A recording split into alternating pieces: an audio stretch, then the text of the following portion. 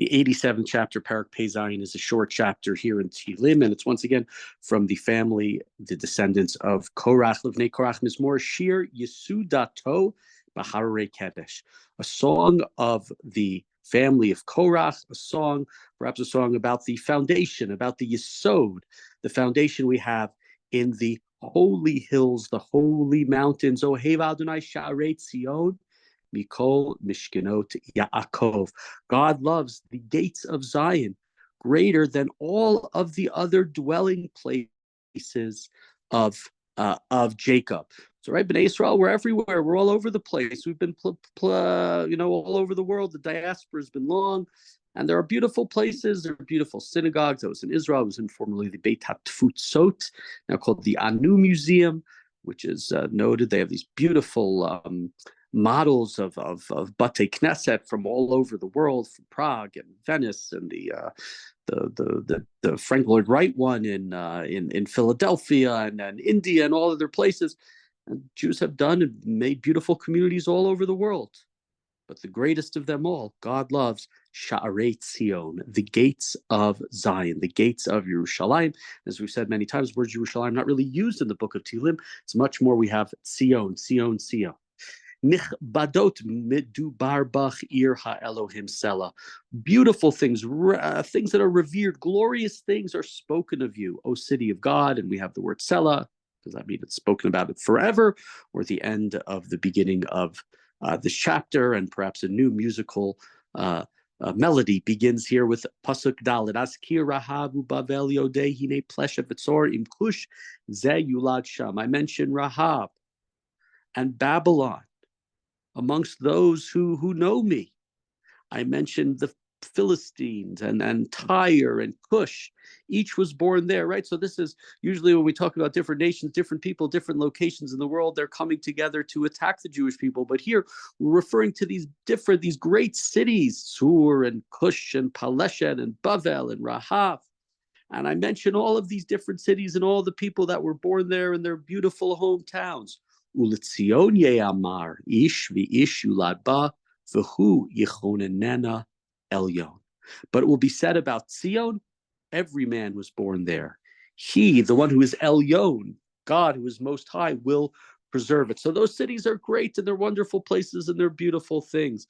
But everybody, every Jew has this connection with Yerushalayim. That is our city. That, in a sense, is the place where we are born. That is the nexus, as it's understood in Jewish life, between God and the Jewish people, God and the world, the Yeshiva Shalmata, the Yeshiva Shalmala, the lower dwelling place where the Beit HaMikdash was on Har HaBayit, and God's eternal throne on high, mirrored up in the heavens. And so this is the place of God. This is the place that God loves above and beyond all other places. Adonai yispor b'chtov amim ze yulad sham sela. God will inscribe in the registers of his people that each was born there, right? We're all connected with that.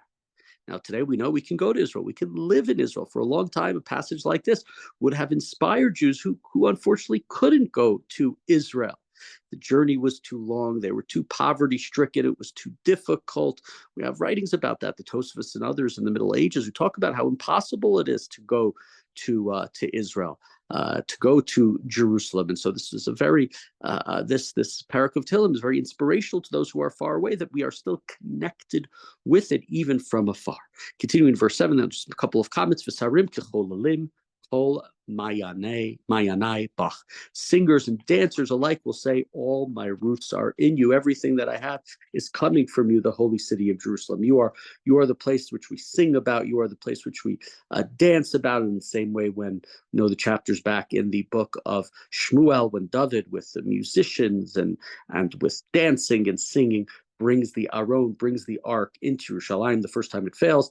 The second time, his pageantry and his respect and honor of deference and devotion to God, the Aron, the ark, makes it to the place where God will dwell forever, which is Yerushalayim. And David's a good place to speak about in regards to Yerushalayim. When we think of Yerushalayim, I don't know, when I was in school, they taught us about these two brothers who one was wealthy and one was poor, and the wealthy one had no kids and the poor one had lots of kids, and the wealthy one felt badly for the poor one and the poor one felt badly for the wealthy one, and so the poor would bring food for the wealthy one. He might be wealthy, but he has no family, and the wealthy one felt bad for the poor one. He's got all these kids, he has nothing to do, and they would bring each other food, and they met in a place, and where did they meet? They met on what would become the Har HaBayit. This is a place of chesed, of kindness, of connection. The idea that, which we don't have technically directly, that the place of Akedat Yitzchak was on Har HaBayit, was in Har HaMoriah, was in Yerushalayim. There are allusions to it in the text, but it doesn't say it outright. Versus what we know outright, that in the book of Shmuel, David chooses Yerushalayim as his capital. David is the one who says, this is my capital. Now, it may be slightly Machiavellian why he does so. It's a city that is partially in the territory of his home tribe of Yehudah, and partially in the territory of the tribe of the former king, his father-in-law, of Binyamin, the territory of his father-in-law Shaul, and the territory of Binyamin. So he may have said it in a way to say to the Jewish people, I'm not a break from the former king. I'm part of the former king as well. I'm his son-in-law. I'm married to his daughter. You can look at it as Machiavellian. You can look at it as also, as he's saying, we are one people, we are one God. I'm not just the king of Yehudah, and this God and this temple that will be built is not just in my territory, but it goes back to the first king Shaul, it goes back, it belongs to all of the tribes. And it's just interesting for me to think about different ways. Does God choose this place? Is this place ordained from the get-go? The Yerushalayim will be the place that God's Shekhinah, that God's dwelling place will be forever? Or is it a combination of God and humanity? Is it, as like it says in the Torah, it doesn't define Yerushalayim as a place where God will dwell in the Torah. It says over and over again, the place that God will choose, Hamakom Asher Yivchar, the place that God will choose, L'shakein Shmo Sham. And it's only perhaps when David chooses this location that God then says, okay, when David goes and buys the field in the last chapter of the book of Shmuel, buys the field of Arvona or Arnona Hayavusi, and by doing so, the plague that has been killing Jews, killing members of Bnei Yisrael ends. And God says that's the place of the Beit HaMikdash. And so it's an interesting thing just to me to think about when we think about a relationship with God. We think about who is what responsibilities and obligations and opportunity God gives us in Judaism. Not just God who's doing everything, but God allows humanity to make very, very important decisions. And at times, God will follow through with those decisions. That is much more of my understanding of Yerushalayim. And perhaps that's part of the reason in this chapter why God loves it so much. It's a place that was chosen by his beloved David.